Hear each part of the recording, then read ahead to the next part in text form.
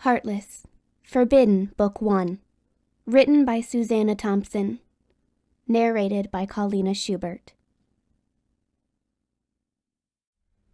Chapter 35.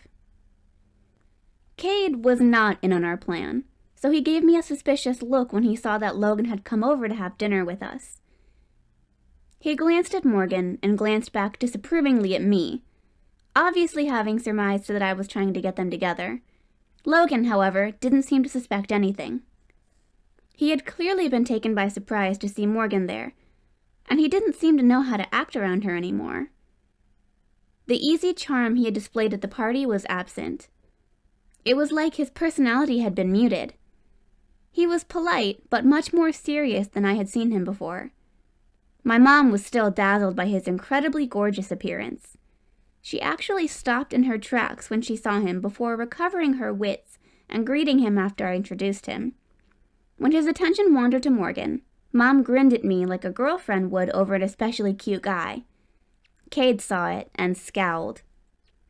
Mom, of course, had no idea that I was with Cade, so she treated Logan like he was my potential boyfriend. Her approval of him was evident after she questioned him and found out that he had graduated from high school 2 years early. Through her interrogation, I learned that he planned to become an archaeologist. After I saw Indiana Jones, nobody could talk me out of it, he admitted with some of his natural charm. Mom laughed in response and shot me another "this one's a keeper" look. Even Robert's tone held admiration. The Cades are always bucking family tradition. His father chose to become a doctor rather than run the family business, and now Logan is forging his own path. "But doesn't that mean you'll be gone all the time?" I asked in alarm, wondering how Morgan could be with him if he kept traveling all over the world. "I'll be starting college next fall," he answered, "so I'll have to stay in one place for a while." "Where will you be going to college?" Mom questioned. "Harvard," he replied like it was no big deal. "I wanted to go to Oxford, but my mom begged me not to." "Isn't that in England?" I exclaimed. "Yes," he said. "They have the best archaeology programs, but Harvard is in the top 5, so I decided to stay in the U.S. and make my mom happy." "Harvard is so much closer," Mom agreed, glancing at me. She was making her thoughts so obvious that I was worried about both Morgan and Cade getting the wrong idea about Logan and me. "Where do you want to go to college, Morgan?" I asked, trying to get things back on track. "I don't know yet," she answered unhelpfully. She trailed off, apparently realizing that reminding Logan that she still had 3 years of high school left wouldn't work in her favor. I still have to decide." "Morgan goes to Eastland," I added in a bright tone. "We'll be going to school together." "Oh, that's wonderful," Mom remarked. "You'll have a friend there already." "She helped me pick out an outfit for my first day," I said to keep the conversation going and distract Mom from her wrong assumptions about Logan and me. "Yeah, there are some really cute guys at school," Morgan added to taunt Logan, but pretending that she was speaking to me. "You'll get a lot of attention being the new girl. They've known me forever, but some of them still act like they're seeing me for the first time. It's kind of sweet, actually." Her performance was perfect, including her brief, secretive smile as she seemingly remembered something that she didn't share with the rest of us. I avoided the temptation to look at Logan and see his reaction. "Is there anyone special?" I prodded her. "I don't know," she answered. "I haven't been taking it seriously, but—" "You should give him a chance," I insisted. "It might work out better than you think." My gaze flitted toward Cade, but I quickly returned it to Morgan. "Maybe I will," she said, as if deciding to in that moment. Logan said nothing in response, so I couldn't resist looking at him in search of a reaction. He was staring at his plate, so I couldn't guess what he was feeling. I was trying to devise a plan to get Morgan to reveal the guy's identity without making it look obvious when Cade unexpectedly helped me. "Who is it?" he asked suspiciously. "Blaine Hudson," Morgan replied. Logan's head shot up. "Blaine?" he demanded with an incredulous expression. "Don't be a snob," she chided him. "Being new money doesn't mean that he's—" "I don't give a crap about that," he cut in angrily. "The guy is an asshole. You can't go out with him." "I can do whatever I want," she retorted. Who is Blaine Hudson? Cade questioned. I don't remember him. Hudson Hardware, Morgan explained. He came to Eastland last year, so you've never met him. What's wrong with him? Cade asked, directing his question to Logan. Nothing, Morgan insisted. Logan's just being a snob. I'm not, he denied in frustration. It has nothing to do with his family. It's just him personally. That guy is a... Logan cut off abruptly as he glanced at Mom. He's a womanizer. You're not going out with him, he told Morgan firmly. You can't tell me who I can date, she stated coolly. I was impressed by her composure. If I hadn't known how much she still liked Logan, I would have thought that she was over him. He, on the other hand, looked upset over her. I wished that he would just ask her out himself if he didn't want her going out with Blaine. Mom tried to dissipate the tension. I'm sure that Morgan knows. She doesn't know anything, Logan interrupted her in his agitation. He immediately returned his attention to Morgan. Sweet? Isn't that what you called him? He questioned disparagingly. Yeah, she shot back. He says nice things to me every day, and he always asks me what's new and how I am. Not being a genius like you, I think that's sweet. He's putting on an act, Logan insisted. He just wants to go out with me, Morgan interjected smoothly. Maybe he does talk to me and bring me roses every day because he wants to go out with me, but he's never pretended like he wants to be just friends. He asked me out on the first day he met me. There's nothing wrong with a guy wooing the girl he likes, Robert remarked. He brings you roses every day? Mom asked. 1 red rose every day at school, Morgan confirmed. That is sweet, I exclaimed in surprise. Very romantic, Mom agreed. Sounds like this boy really likes you. Yeah, Morgan acknowledged, kind of reluctantly. I couldn't tell if she was putting on an act for Logan's benefit, or if she was admitting that Blaine might really like her. Either way, she had Logan convinced that her reactions were real. His agitation was palpable, although he ceased to argue with her and stayed mostly silent for the remainder of dinner. Then he thanked us for it and left. I thought that Morgan would stay longer, but she also politely took her leave. See you at school tomorrow, she told me in parting. A short time later, I received a text message from her. Sorry I took off, but I want to be home in case Logan comes over to talk. We'll catch up with you tomorrow. Logan texted me an hour later. Is Morgan still there? I replied that she went home, hoping that he'd go over there. Instead, he called me. After I answered, he launched into a rant about why I had to stop her from going out with Blaine. No, I stated when he gave me a chance to talk. Either you stop her or you leave her alone. She won't listen to me, he complained in frustration. She will if you say the right thing, I retorted. Tell her that you like her. If you're implying more than friendship, he said, then you're wrong. Also, this is not about me. If it is, then she's not going out with him for the right reasons. His argument made sense, and I would have agreed with him if the whole thing hadn't been only a hoax to force him into taking action. Since I didn't want him to realize that Morgan was only doing this to make him jealous, I argued in favor of Blaine. It sounds like he really likes her, so why shouldn't she give him a chance? To do what? He retorted. Use her and dump her like he does every other girl? That's what I thought Cade would be like, I admitted. But I was wrong about him. Maybe you're wrong about Blaine too. Maybe that's what you're really worried about. That he'll stay with her and that you'll lose her for good. He is not going to stay with her, he insisted in consternation. Don't be fooled by a romantic gesture. That's only a means to an end. Once he gets what he wants, he won't be giving her any more flowers. His conviction troubled me. How do you know? I demanded. His past actions, he answered. He has a pattern of breaking up with girls. He's always the one to end it. The last thing Morgan needs is to get involved with a guy like that. I wasn't thinking about Morgan right then, though. My thoughts were on Kate, and I was wondering if anyone had ever broken up with him. It suddenly seemed important to know, so I decided to ask him as soon as I got off the phone. Lexi, are you still there? Logan asked. Yeah, I answered. You know I'm right, he stated. I don't know, I said, my doubt evident in my voice. Yeah, he said with simple surety. You do. I didn't know anything all of a sudden. Can I come over? I asked. There was a noticeable pause that made it obvious I had taken him by surprise. Yes, he replied. I'll come get you. I've got a car, I told him. I'll be right there. I didn't encounter Kate on my way downstairs, but I found Mom in the living room with Robert. Can I go to Logan's house for a little bit? A smile broke free on my mom's face before she reined it in. It's a school night. I won't stay long, I promised.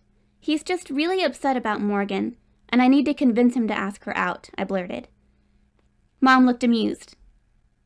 Okay, she agreed in a tone that indicated she was holding back from saying something that she was thinking.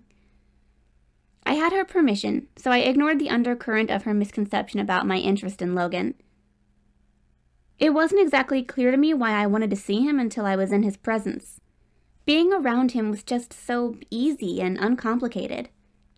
Despite his almost unbelievably perfect appearance, I didn't feel nervous around him. In fact, I had never felt more comfortable with any other guy.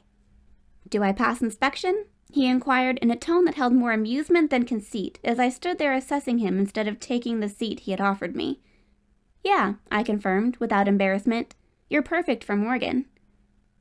I held up my hand to stop his protest. That's not why I'm here, though. Sitting down on the kitchen chair, I smiled at him. You brighten my mood. You're this warm person even though you should be one of the most conceited people ever because of how you look, not to mention how smart you are on top of that. He smiled and spoke with that easygoing charm of his. Flattery will get you everywhere. It was a corny joke that had no underlying innuendo beneath it, because there was nothing calculating or manipulative in his personality.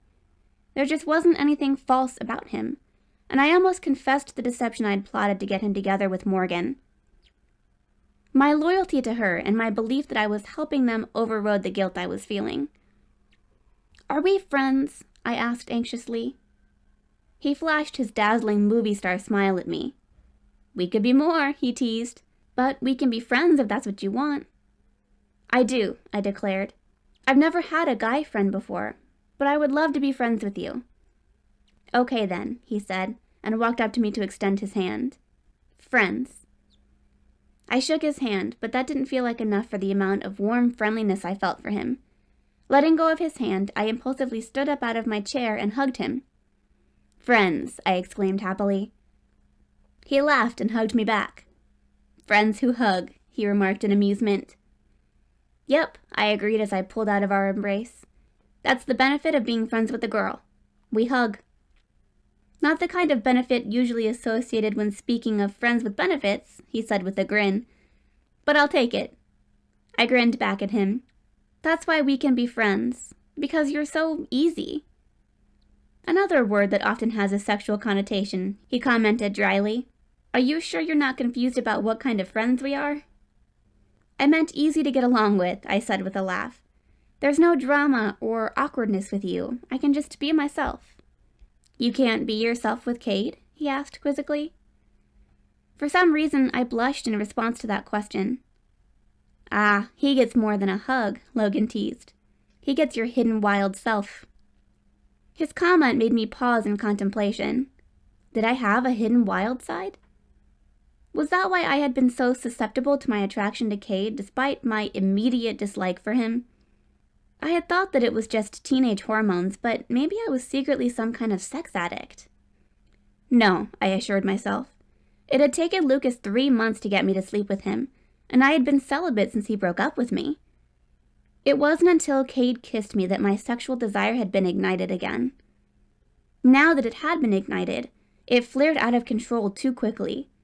I couldn't seem to pace myself with Cade, and I was worried that I would sleep with him too soon. I don't want to have sex yet, I blurted. I need you to help me. Logan looked bewildered. I thought you just said that we're not those kind of friends. Not with you, I said dismissively. You calm me down. That's why you can help me when I need to stay away from Cade. Thanks, he retorted dryly. It's nice to know that I dampen your libido. But you don't, I told him. I notice how hot you are, but it's like more manageable or something. He smiled wryly, but then his teasing expression returned. You think I'm hot? Oh, please, I said. You know you're hot. I'm sure that other girls have told you that.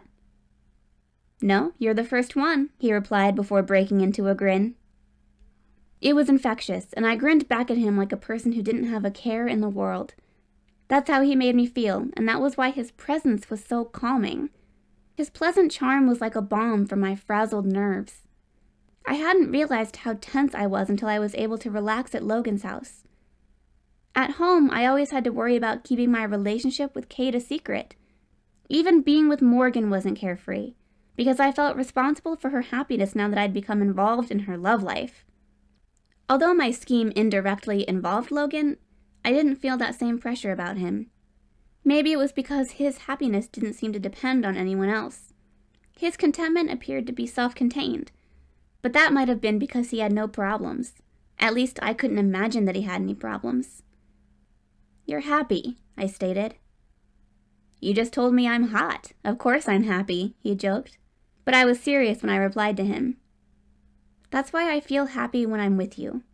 I'm picking up on your happiness. Your mood is contagious. You're like this bright beacon of happiness. He laughed. That's not as flattering as being called hot, but I'll take it. No, happy people are really rare, I insisted. Everyone else is trying to find happiness.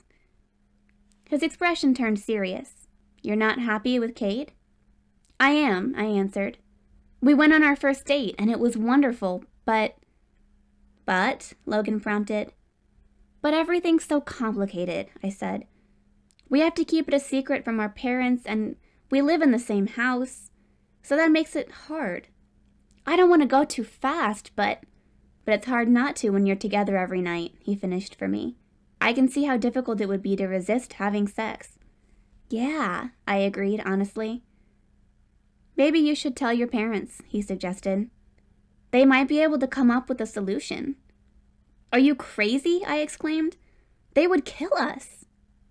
Really? He queried in a dubious tone. Well, not kill us, I amended. But it would be bad. Very bad. Cade's dad already threatened to send him to military school when he got mad at him before. Not ideal, Logan agreed. I wouldn't want to be forced to go to military school either. He pondered the problem for a moment. I don't know, he admitted. There seems to be no easy fix. I could move in here, I joked. That way at least I'd be down the street from him instead of down the hall. And I'll be leaving in a couple months, he added, so you won't have to resist my hotness for too long.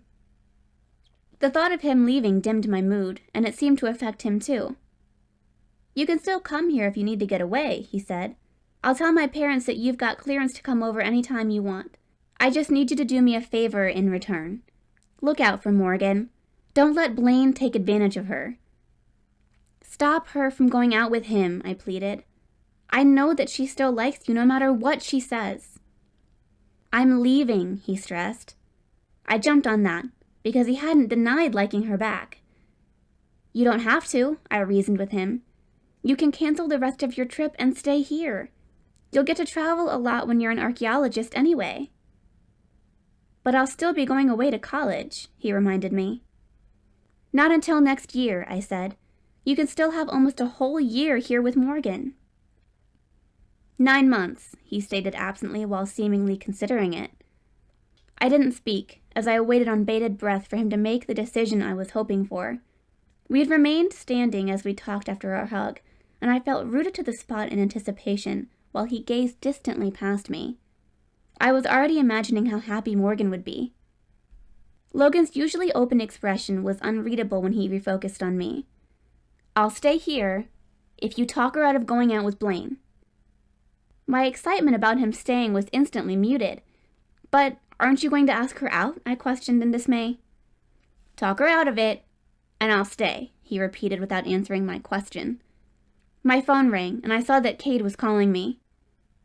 What the hell are you doing at Logan's house again? He demanded when I answered him. I'll talk to you later, I told him impatiently. Come home now, he insisted in a furious tone. Unless he's your new boyfriend. Don't be ridiculous, I snapped at him. I thought we already settled this. What the hell am I supposed to think? You didn't even fucking tell me you were going over there. I don't need your permission to see my friends, I retorted in annoyance. I already asked my mom.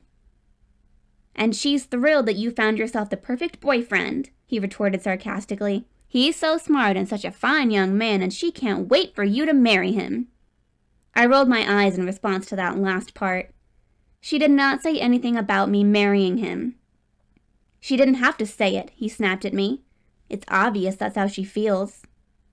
What about how I feel? I demanded. I told you we're just friends, and I'm pissed that you don't trust me. Okay, he said. I'll go over to Taylor's house and not tell you about it. Then I'll see how much you trust me. That's different, I replied. She's your ex. It's not like I'm at Lucas's house. Who's Lucas? Kate asked. My ex, I answered. Anyway, I can't stand here arguing with you on the phone. It's rude. I'll talk to you when I get home. What's his last name? Kate questioned me before I could hang up. Oh my God, I exclaimed. It doesn't matter. He doesn't even live here. Where does he live? Kate continued to question me. I'm hanging up now, I said, and I did. I think you should come over here as often as possible, just to aggravate him, Logan remarked. I think you're right, I agreed, and expelled my breath in frustration. Better not tell him how hot you think I am, he teased before his expression turned serious. Will you talk Morgan out of going out with Blaine? I'll try, I promised, not wanting to make it sound too easy.